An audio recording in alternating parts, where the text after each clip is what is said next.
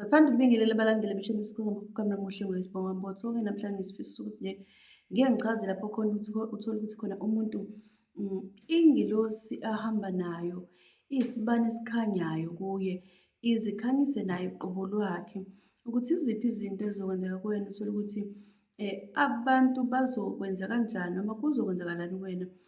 Uthole ukuthi isibani ohamba naso sikwazi ukukhanyisela abanye abantu noma sikwazi ukukuvezela wena ukuthi kunezinto ezithi othi uma uhamba endleleni mase uyithola sezenzeka nje usuke ukhanya isibani sakho.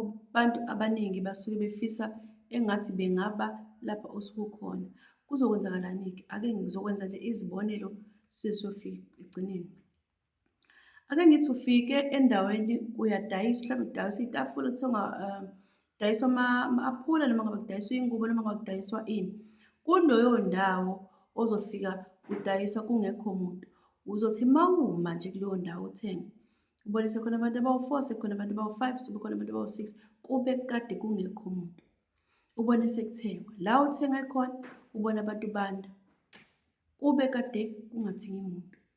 Okokuqala lokho, yini ingilosi ohamba nayo, isibane esikhanyisela abanye abantu, siyabadonsa, unephunga elenza ukuthi abanye abantu bekufise ukusondela lapha ukhona kodwa bengazi. Okwesibili, uzothi noma uhamba emgaqweni uthole ukuthi umgwaqweni bekade kungekho muntu nje, abantu bengabaningi, mhlawumbe noma uhamba emakhoneni noma uhamba ngapha endleleni noma uzothi uhamba uzobona nabanye, sebekhona nabanye banda abantu lapho, uyabona? Yindaba ingilosi yakhe iyakhanya, uyabona?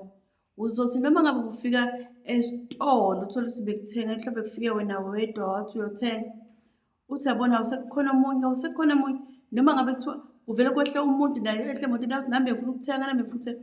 Ingilosi yakhe iyabamba, ikwazi ukusiza omunye umuntu befisa ukuba khona la ukhona kodwa bengazi, uyabona? Yingakho kufanele noma kusuke kufanele ugade uma uthi unengilosi kanjalo, ungayingcolisi, isuke ikhanya kahle, inhle kakhulu, uyabona? La kuba khona wena nje kuvele kube khona iningi labantu benze le nto oyenzayo, uyabona? Usuke futhi uhambe uthi nya, uyabona? So into kanjalo ukuthi uyakwazi ukudonsa, sengicabanga sengikuchaze kaningi-ke lokho. Kuphinde futhi kuba isimo lapho uthola ukuthi khona uma uhamba endleleni abantu, uma uhamba abantu bazophenduka nawe abantu bekubuke, hhayi ukuthi mhlawumbe babuka ukuthi ugqoke kahle noma babuka ukuthi khona into e-wrong ngawe, uthole kodwa bekubuka sakukutshontsha, abanye bekubuka benokukhombisa ukuthi banokujabulela kodwa nibe ningazani. Yayibona into enjengaleyo? Uthole ukuthi omunye uzokhuluma nawe avuleleke entweni ethize aze akutshele ukuthi yazi le ndaba le ngaze ngitshele muntu, ngiyayixoxa nje namhlanje. Yingoba ingilosi yakhe isuke ikhanya ebona umuntu ongaphakathi kuyena ukuthi yazi uma ngase ukhulume nalo muntu lona kukhona okuthize ukuphila ongase ukuthole, yabona? Kuba yilezo zimpawu ey'njalo uma ufuna ukuy'bona wena ukuthi ziyenzekani lezo zinto noma ingilosi yakho ikanjani, uyabona? Thola ukuthi baphenduke nawe abantu endaweni ongaziwa umuntu, phenduke nawe abantu yibo. Uzothusa, uzoshaya amahloni mhlampe kwesinye isikhathi kuya ngokuthi bakubuka ndlelani, uyabona? Abakhulumi bekhomba into ethize, nomunye uzophenduka, nomunye aphendukele ngendlela yakhe, bebuka lesi simanga wena osuke yisona. uNkulunkulu usuke ekuphile futhi ukhanya uhlambulukile, uyabona? Usuhamba nengilosi ekhanyisayo, ekhanyisela abanye abantu, inephunga elithize elingekho limbi kodwa elingekho njengama-perfume, kodwa kube naleso sibani esikhona abantu abangayikhombisa khona into anayo lo muntu kodwa sazi ukuthi yini, khona akukho kumbi, khona ngiyafisa ukukhuluma nalo muntu kodwa ngazi ngizothini. Kusuke kuyizinto ezikanjalo, abantu bethanda ukukhuluma nawe bengakwazi. Kuphinde futhi noma ngabe mhlawumbe kuthiwa ubuye enkonzweni, asithi nje uye enkonzweni, uyafika enkonzweni uyabona ukuthi abantu bathule noma abantu bakhathele noma abantu abanawo umfutho. Unganede ungene khona ubone kushintsha, hawu, beze bebuzane kodwa angithi wena ubuthi ukhathele, angithi wena ubuthi ubone kushintsha yonke into. Wena uzizwe ukuthi wena yabo lento ozoyenza la uzokwenzela uNkulunkulu. Bona kube khona lento ethi, hawu, kwangcono kwaba khona usibanibani, uyabona? Hhayi ngoba khona into ofike nayo ingilosi yakho esuke kanjalo. Unganede ufike enkonzweni kabili noma kathathu, ubone ufika nabanye abantu, kwanda nabanye abantu, kwanda nezinye iy'ngane, kwanda abantu, ngoba ingilosi yakho iyakwazi ukusondeza abantu ngendlela ethize nabo bazisondelele, kuyazenzakalela. Kube khona ukukhanya okudonsa abantu eduze kwakho, ukuthi beze abantu eduze kwakho. Iy'ngane-ke bakithi ngike ngakusho ukuthi, hhawu iy'ngane-ke ay'hlukani nawe, ziyakuthanda kakhulu. Phinde futhi kuba abantu abadala bayizalukwazi bayakuthanda kakhulu kabi. Ngathi bengalokhu bekubuka nje, bekubuthi, hawu, nangu usibanibani, uyaphila ngani yami? Bakubingelele noma bekubingelele ngisho kawu-4. Hawu, sanibona, bakubingele ngendlela ukuthi uzushawa amehlo nawe makuya ngendlela okwenzeka ngayo. Bakuthande ukuba seduzane nawe. Nawe futhi ungabi nento ethi, oh, ngaze ngavelelwa yilezi zalukwazi. Kube khona nje lento yokuthi nakho nawe kuyazenzakalela. Kuthi la uhamba khona ufice nje inkomo, noma ngabe ngangakuchaza bakithi okwey'lwane ukuthi ney'nkomo noma nenja ubone iphenduka nawe, iphenduka nawe. Hhayi ukuthi sakufuna ukukuluma, uyabona? Uthole ukuthi iphenduka noma inkomo iphenduke nawe ngendlela ethize, udlule bakithi, khombisa ukuthi wena unjani, uyakhanya.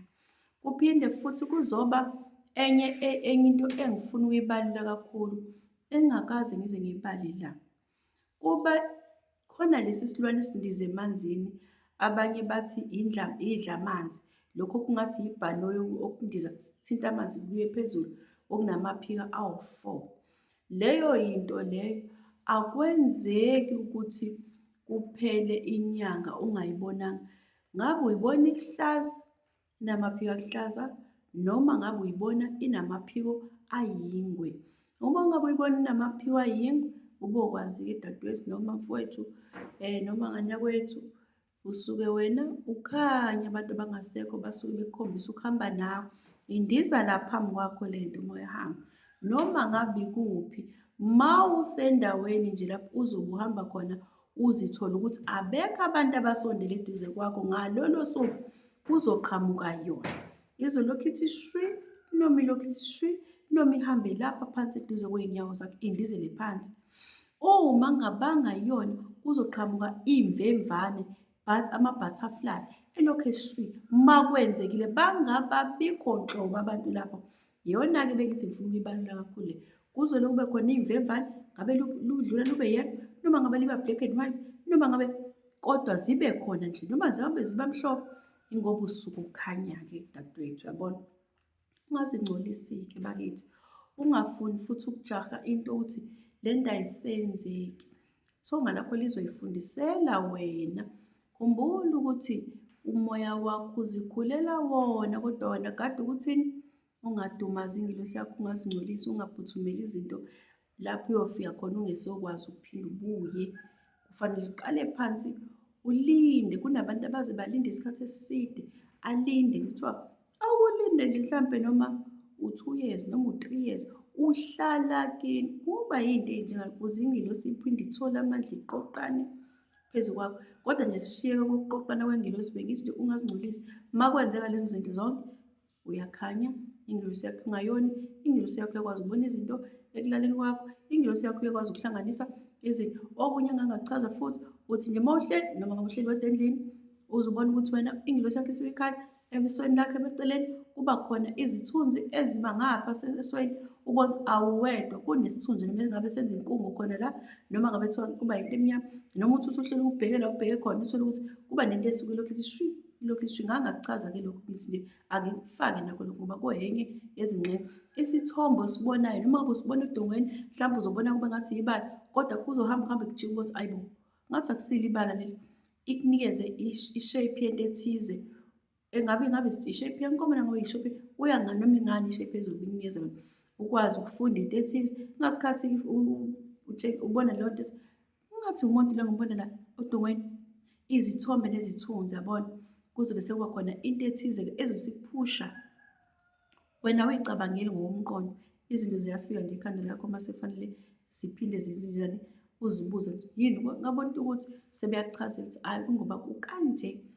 Lowo myalezo ozobe ufika emumva lapha ekhanda lakho kube kuyinjani, kuyikona. Ngiyabonga, ngicela ukuma lapha bafowethu.